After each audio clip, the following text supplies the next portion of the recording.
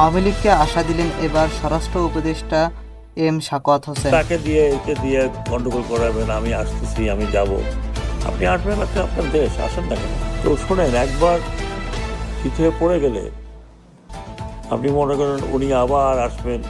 আমি আজকে সকালেও বলেছি যে আওয়ামী লীগ একটি বড় রাজনৈতিক দল, প্রচুর ভালো ভালো নেতা আছে, এত বড় মানুষের দল যিনি এদেশ স্বাধীন করেছেন, এতে তো কোনো সন্দেহ নেই। সেই দল এরকমভাবে ভেঙে পড়ে যাবে যে লোকে এখন লুকিয়ে লুকিয়ে বেড়াচ্ছে যে আবার পেলেটা কী জানি হয়। আমি ওনাদেরকেও আশা দিচ্ছি, কথা দিচ্ছি যে আপনারা দল গুছিয়ে নেন, আপনাদের দলকে তো কেউ ব্যান করানো। আর এই ব্যান করাটা একটা দলের ব্যান করার, আনলেস সে যদি ওই ধরনের জঙ্গি না হয়, যে কোনো দল পলিটিক্যাল পার্টি ব্যান করা উইথ এ ব্যাড কালচার। 1972 কনস্টিটিউশনে কোনো পার্টির নাম ছিল না যে এই পার্টি ব্যান করতে হবে, ওই পার্টি থাকবে না, ওটা থাকবে না। তো মুসলিম লীগও তো ছিল, সব দিকে ছিল।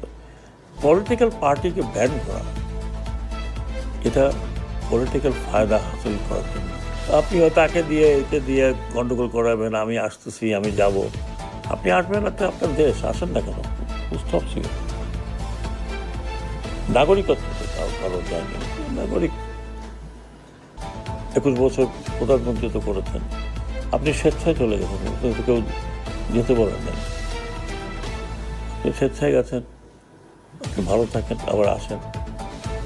আমরা সবাই আপনাকে শ্রদ্ধা করি না, অশ্রদ্ধা করছি না। বাট এই গণ্ডগোল পাকাবার তো কোনো মানে হয় না। এই গণ্ডগোল পাকায় তো লাভ হবে না, বরং লোকজন আরও খেপে উঠবে।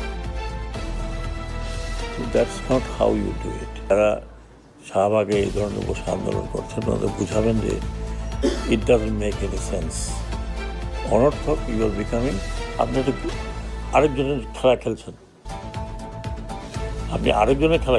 আপনি নিজের খেলা তো খেলছেন না।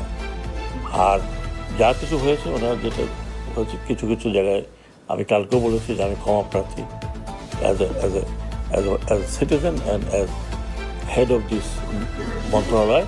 এটা আমাদের দায়িত্ব, আমরা দায়িত্ব যে কোনো কারণেও পালন করতে পারিনি। বাট কথা দিচ্ছি, আমি খুঁজে বের করব, কারণ এই লোকগুলো পারপাসলি, ইচ্ছা করে। মন্দিরে কি আছে, ওখানে সোনা আছে?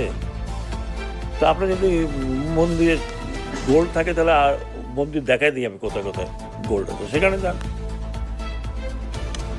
এই মন্দির একটা পূজার জায়গা, এটা ভাঙবেন কেন হয়?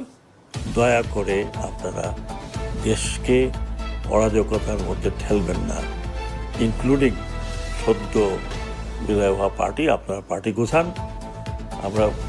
আমরা হোম মিনিস্ট্রি থেকে আপনাদেরকে হেল্প করব।